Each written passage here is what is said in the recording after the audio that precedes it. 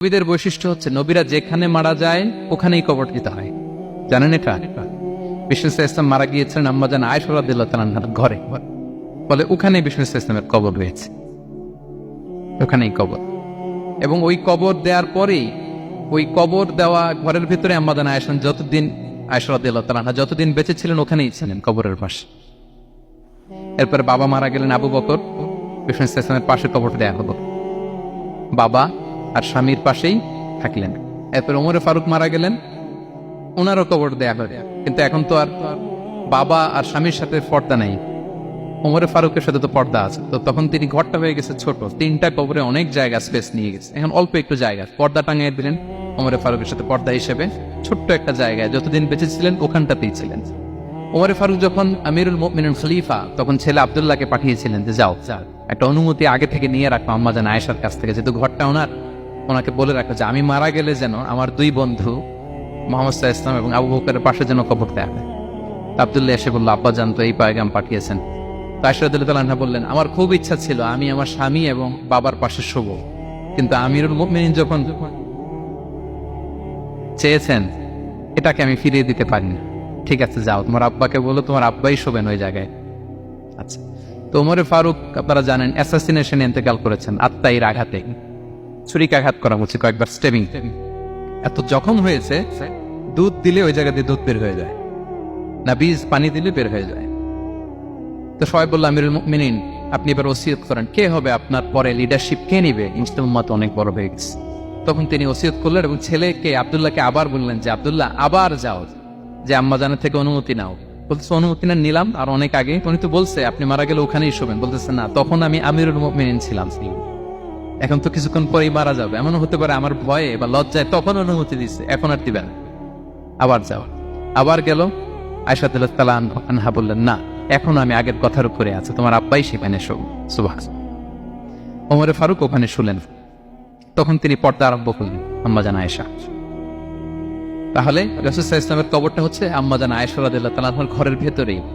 আপনারা মসজিদে নববী যারা ভিজিট করেছেন তারা জানেন যে আপনারা যখন কিবলামুখী হয়ে নামাজ পড়েন, বাম দিকে বিষ্ণু ইসলামের কবর, সেখানে রাসূল সাল্লাল্লাহু আলাইহি ওয়াসাল্লামের পাশে আবু বকর এবং ওমরে ফারুক রাদিয়াল্লাহু তাআলা আনহুমা শুয়ে আছেন। রাসূল সাল্লাল্লাহু আলাইহি ওয়াসাল্লামের কবর থেকে মিম্বার পর্যন্ত এই পুরো জায়গাটা রাউদাতুম মিন রিয়াদিল জান্নাহ, দুনিয়ার বুকে জান্নাতের একটা টুকরা। বিষ্ণু সাল্লাল্লাহু আলাইহি ওয়াসাল্লাম ইন্তেকালের আগে ওনাকে অপশন দেয়া হয়েছে, নবী আপনি চাইলে থেকে যেতে পারেন আজীবন, আর চাইলে আমার কাছে চলে আসতে পারেন, এই হ্যাভ অপশন। বিষ্ণু সাল্লাল্লাহু আলাইহি ওয়াসাল্লাম তার রবের সাথে সাক্ষাৎকে চুজ করেছেন এবং ইন্তেকালের আগে তিনি পড়েছিলেন আল্লাহুম্মা গফিরলি ওয়ারহামনি ওয়ালহিকনি বির-রাফিকিল আ'লা, আল্লাহ আপনি আমাকে ক্ষমা করুন, আল্লাহ আপনি আমার প্রতি রহম করুন, আল্লাহ আমি আপনার সান্নিধ্যে যেতে চাই, পৃথিবীতে থাকতে চাই। অপশন দেওয়া হয়েছে, আপনার অপশন দেওয়া হবে, হ্যাঁ চাইলে আজীবন থাকেন। আমরা অপশন পেলে তো বলতাম আল্লাহ যা হয়েছে এখানেই থাকতে চাই, কি বলেন? বিষ্ণু ইসলাম বলেছেন ইলা রাফিকিল আ'লা, আল্লাহ আমি আপনার সান্নিধ্যে যেতে চাই। বিষ্ণু ইসলাম ইন্তেকাল করলেন এবং উম্মার জন্য এটা সবচাইতে বড় ফিতনা এবং পরীক্ষা ছিল, এর চেয়ে বড় কষ্টদায়ক বিষয় ছিল না উম্মার জন্য বিষ্ণু ইসলামের ইন্তেকাল। তিনি যখন ইন্তেকাল করলেন সাহাবারা পাগলের মতো হয়ে গেল। ওমরে ফারুক উনি বিশ্বাসই করে না, মানে আমার নবী মরতে পারে এটা উনি ভাবতেই পারেন। উনি নাঙ্গা তলোয়ার বের করে বলতে আরম্ভ করলেন, যে বলবে মুহাম্মদ মারা গিয়েছে আমি তার গর্দান উড়িয়ে ফেলব। পরিস্থিতি অত্যন্ত ভয়ঙ্কর। আবু বকর রাদিয়াল্লাহু তাআলা আনহু তিনি আয়াত তেলাওয়াত করলেন, ওমা মুহাম্মাদুন ইল্লা রাসূল ক্বাদ খালাত মিন ক্বাবলিহির রুসুল,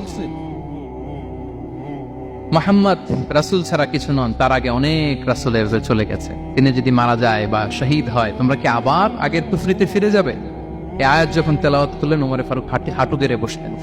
তিনি বললেন, এই আয়াত তো আমি আগেও জানতাম, অনেক তেলাওয়াত করেছি, কিন্তু আমার মনে হলো এই মাত্র আয়াতটা নতুন করে শুনলাম, এই মাত্রই বোধহয় কোরআনের এই আয়াতটা নাজিল হয়েছে। সাকিফায়ে বনু সাঈদার মধ্যে সবাই বসে আবু বকর রাদিয়াল্লাহু তাআলা আনহুকে খলিফা হিসেবে নির্বাচিত করা হলো। বিষ্ণু ইসলামের ইন্তেকাল শেষ, গোসল দেয়া শেষ।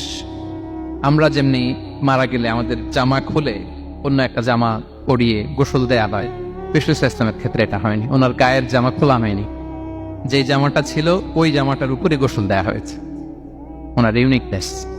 এবং বিষ্ণু ইসলামের জানাজার নামাজে কেউ ইমামতি করেনি। কে হবেন ইমাম? উনিই তো ইমাম, গোটা বিশ্বের ইমাম, ঠিক কিনা বলেন? কে হবে ওনার জানাজার ইমাম? কেউ না।